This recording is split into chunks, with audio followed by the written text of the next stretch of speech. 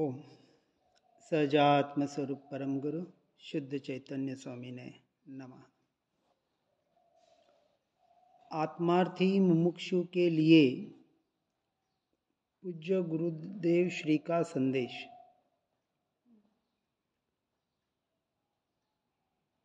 संपूर्ण जिनागम का सार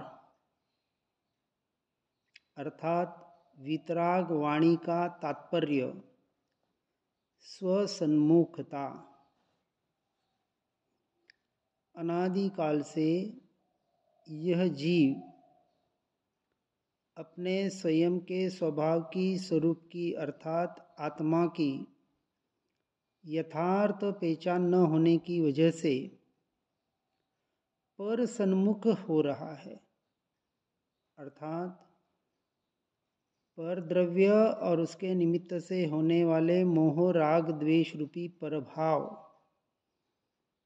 उसमें एकत्व ममत्व करके उसी में अपना कर्तृत्व भोक्तृत्व अपना स्थापित कर रहा है। अर्थात पर में मैं मेरापना और पर का अपने आप को अर्थात कर्मों का अपेक्षा से देखे तो अपने आप को कर्ता और भोक्ता मान रहा है। मैंने कर्म बांधे तो मुझे भोगने पड़ेंगे, इस मान्यता को दृढ़ करके अपने आप को ठग रहा है। इसी का नाम मिथ्या दर्शन या मिथ्यात्व है। और इसकी वजह से अपने ज्ञान स्वभाव को भूला है, और ज्ञान स्वभाव को भूला हुए होने की वजह से उसे अज्ञान दशा का नाम भी दिया जाता है। अपने ज्ञान स्वभाव का ज्ञान न होना, स्वीकार न होना, इसी का नाम अज्ञान। और परद्रव्य पर भावों में मैं मेरापना, इसका नाम मिथ्यात्व। ये दोनों मिलके दर्शन मोह कहा जाता है। मोहनीय कर्म के जो दो भेद, चारित्र मोहनीय और दर्शन मोहनीय, इसलिए सम्यक दर्शन में दर्शन मोह के आधार पर परद्रव्य पर भावों का मैं मेरापना कर्तृत्व भोक्तृत्वपना मिटता है, और उसके बाद चारित्र मोहनीय का कार्य होता है। अर्थात पहले मोह जाता है, फिर द्वेष जाता है, और अंत में अर्थात 10वें गुणस्थानक के बाद या 10वें में राग जाता है, और 13वें में संपूर्ण वितराग दशा अर्थात केवल ज्ञान प्रकट होता है। इसलिए वितराग वाणी का तात्पर्य मूल स्वसन्मुखता बताई गई है। स्वयं के स्वरूप के स्वभाव के सन्मुख होना और अपने स्वभाव में लीन होना, इसी का नाम है सम्यक दर्शन ज्ञान चारित्राणी मोक्ष मार्ग। अब यहाँ कुछ बिंदुओं के पॉइंट्स के आधार पर बताने का प्रयास कर रहे हैं।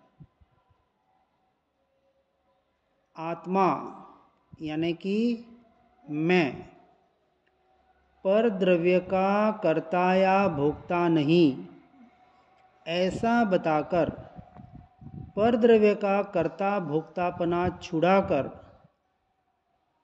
स्वसन्मुखता कराना, यही वितराग वाणी का तात्पर्य है।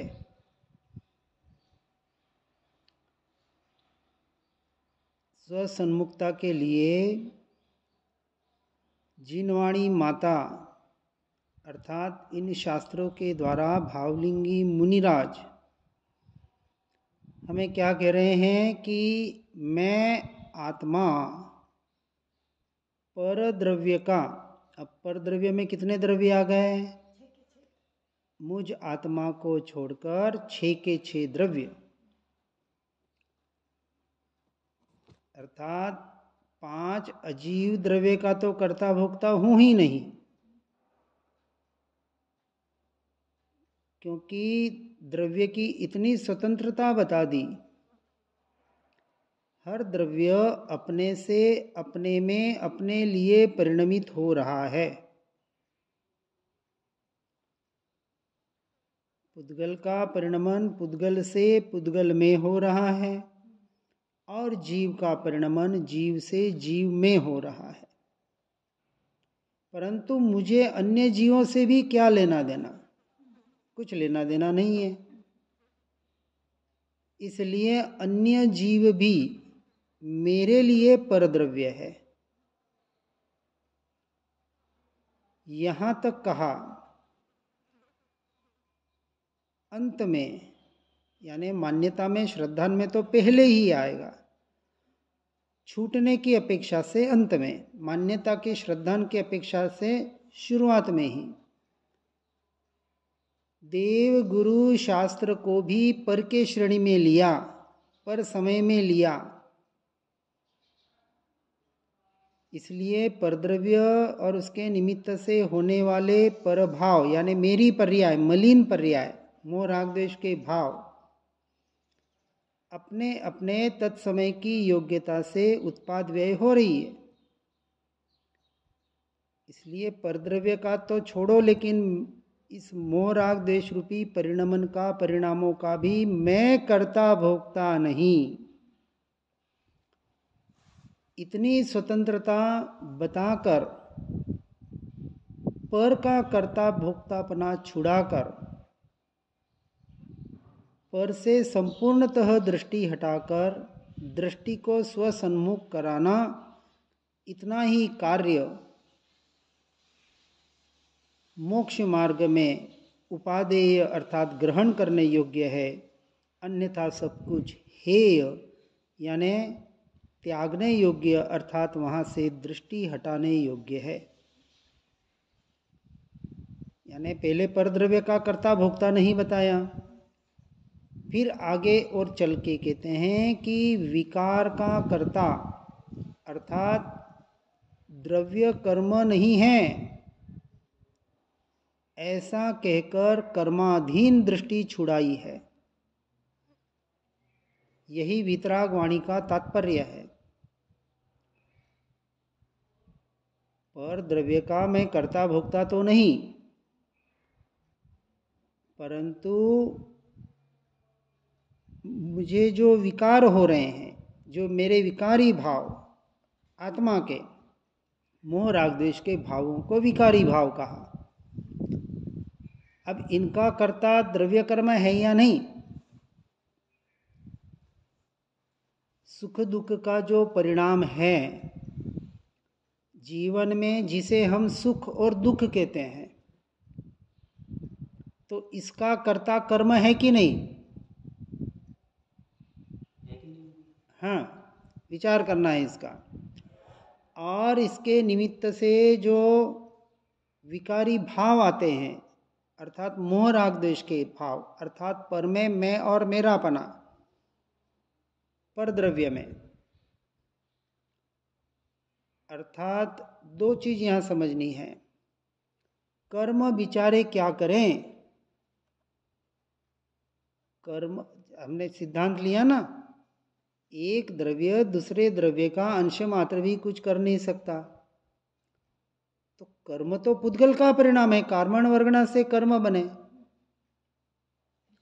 और कर्म इफेक्ट भी पुद्गल पे करेगा, ये औदारिक शरीर। तो जीव का उससे क्या लेना देना? मुझ आत्मा का उसका क्या लेना देना? अब मुझ में जो विकारी भाव हो रहे हैं, मोह राग द्वेष के भाव, व्यवहार की अपेक्षा से, निमित्त नैमित्तिक संबंध की अपेक्षा से उसे कर्म का कर्ता, कर्म को कर्ता कहा जाता है कि कर्म के उदय से ऐसे ऐसे परिणाम हुए, कर्म के उदय से ऐसे ऐसे सुख दुख आया। ये व्यवहार का कथन है। लेकिन यहाँ हम निश्चय अर्थात मोक्ष मार्ग समझने को बैठे, सम्यक दर्शन की अपेक्षा। तो सम्यक दर्शन की अपेक्षा, मान्यता की अपेक्षा, यदि इस मान्यता को हम पक्का करेंगे कि कर्मों की वजह से मुझे विकार होते हैं, तो मेरे भावों का कर्ता कर्म मानना पड़ेगा। विकारी भाव कर्म के उदय से नहीं हो रहे हैं, ये वितरागवाणी कह रही है। क्योंकि दोनों द्रव्य स्वतंत्र है, कर्म स्वतंत्र है, और यहाँ जो पर्याय उत्पाद्य हो रही है आत्मा में विकारी भाव रूप, ये अपने स्वतंत्र, अपनी योग्यता से, अपनी परिणमन से हो रही है, उसे कर्म का कोई लेना देना नहीं है, निश्चय नहीं की अपेक्षा से। हाँ, तो यही बता रहे हैं ना क्यों हो रही है। अब ये मूल समझना है। मोह राग द्वेष के भाव या विकल्प जो हो रहे हैं, हम निमित्त को दोष देते हैं। यहाँ कह रहे निमित्त बेचारे क्या करें, ये कमजोरी जीव की ही है, पुरुषार्थ की कमजोरी है। क्योंकि जीव अपने स्वरूप में, स्वभाव में रह नहीं पा रहा है, उसे अपने स्वरूप और स्वभाव की खबर ही नहीं है। उसका अभ्यास, खबर पड़ जाए तो अभ्यास नहीं है। हाँ, अनादि काल का ये जो विपरीत पर में मैं मेरा पने का संस्कार इतना दृढ़ बना हुआ है कि आत्मा परमात्मा की बातें सुनने के बाद भी जीव अपने स्वरूप और स्वभाव का यथार्थ रूप से स्वीकार नहीं कर पाता है, इसलिए उसके परिणाम बिगड़ते हैं और पर में एकत्व ममत्व करके अपने आप को ठगता है। अनादिकाल से यही चल रहा है। इसमें दोष तो जीव का ही हुआ ना। हाँ, तो दोष जीव का हुआ ना, तो कर्म का दोष नहीं है, यही कह रहे हैं। नहीं रह सका, बराबर। इसलिए दोष मेरा ही है, कर्म का नहीं है। हम दोषारोपण कर्मों पे करते हैं, दूसरों पे करते हैं, इसने ऐसा किया इसलिए हुआ, उसने ऐसा किया इसलिए हुआ।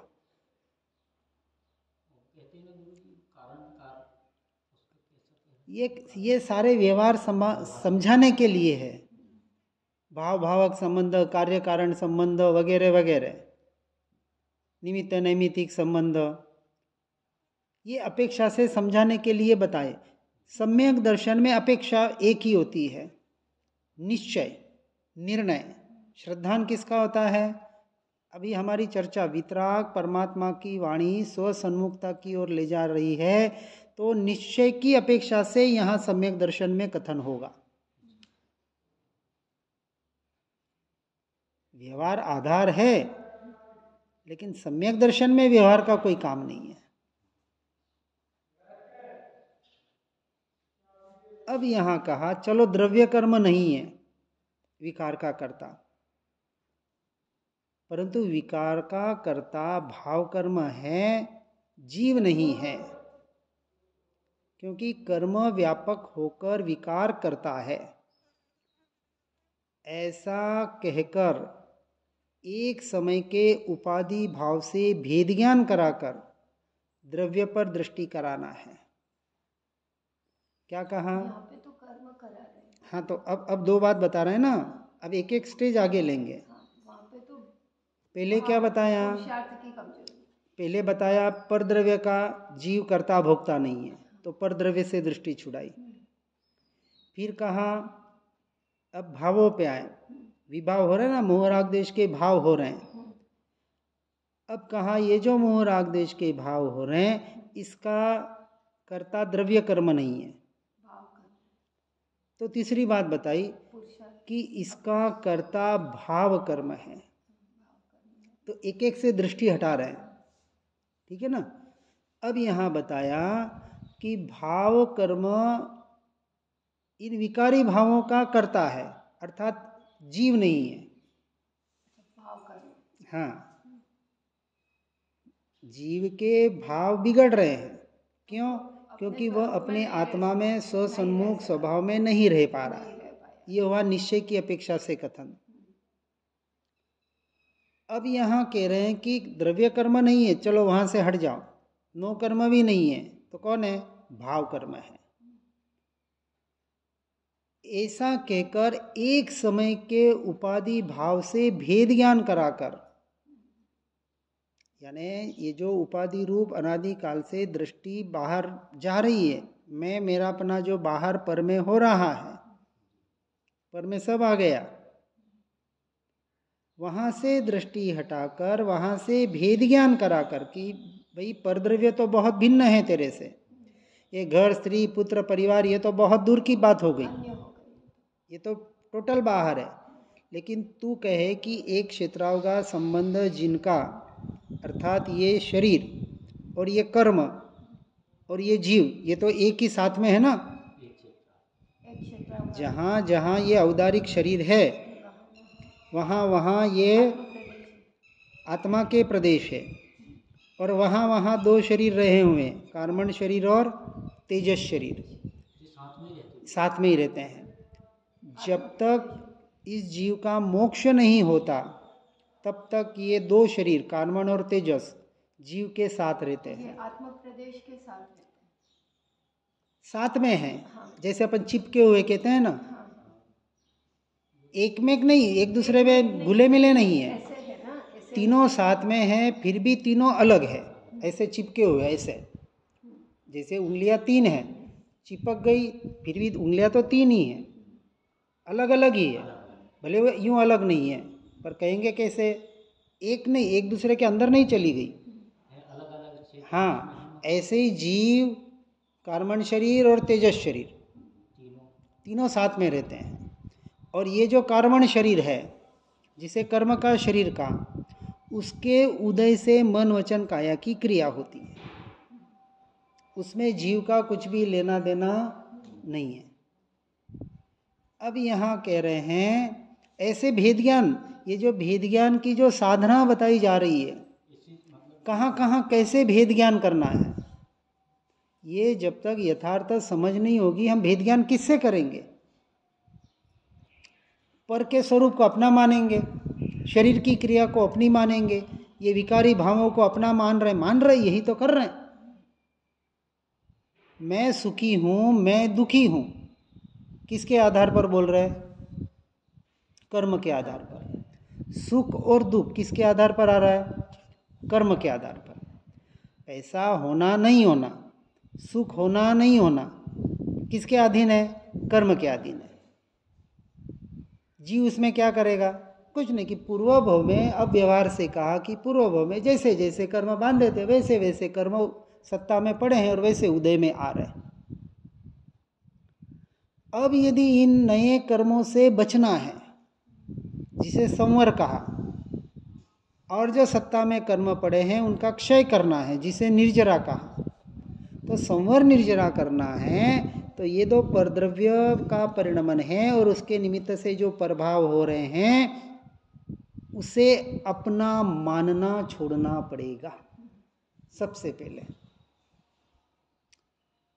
ये मैं नहीं और मेरे नहीं, सीधी सी बात, उसके बगैर जीव आगे नहीं। इसलिए भेद ज्ञान, वस्तु स्वरूप, तत्व निर्णय और ममल स्वभाव, 4 साधना पद्धति बताई ना। अब इसको बराबर समझना है, इतनी सी साधना पद्धति है, और ये साधना पद्धति समझने के लिए सारा विस्तार है। 14 ग्रंथ कहो, 14 पूर्व कहो, 12 अंग कहो, सबका सार एक ही। इसलिए दहा वितराग वाणी का तात्पर्य एक ही है, पर सम्मुखता छुड़ाकर स्वसन्मुखता कराना, सबका सार इतना सा। और ये सार जिसने समझ लिया उसको जीवन में कभी वह जीव दुखी हो नहीं सकता। समझने के बाद दुख होगा पर दुखी नहीं होगा। सुख दुख जिसको हम कह रहे कर्माधीन है, लेकिन सुखी होना या नहीं होना किसके हाथ में है? मेरे हाथ में है ना, क्योंकि मैं जीव हूं। दुख में अपने आप को दुखी मानना सो मिथ्यात्व, और बाहर के सुख में अपने आप को सुखी मानना सो मिथ्यात्व। यहां से हमें हटना है। सुख दुख कर्माधीन है, होने दो तत्समय की योग्यता से। तो हाँ, तो इसी का नाम तो साधना है। और यही साधना करनी है प्रैक्टिकली। पढ़ने सुनने से साधना नहीं होती है, प्रैक्टिकल करना है, सुनना तो बहुत। इसलिए भेद ज्ञान का अभ्यास ही इस मार्ग में आगे बढ़ाने में हमें सहायकारी है और दूसरा कोई उपाय नहीं है। इस बात को यथार्थ रूप से समझकर अपने जीवन को भेद ज्ञानमय बनाने का प्रयास और पुरुषार्थ करना। इसी भावना के साथ ओम नमः सिद्धम।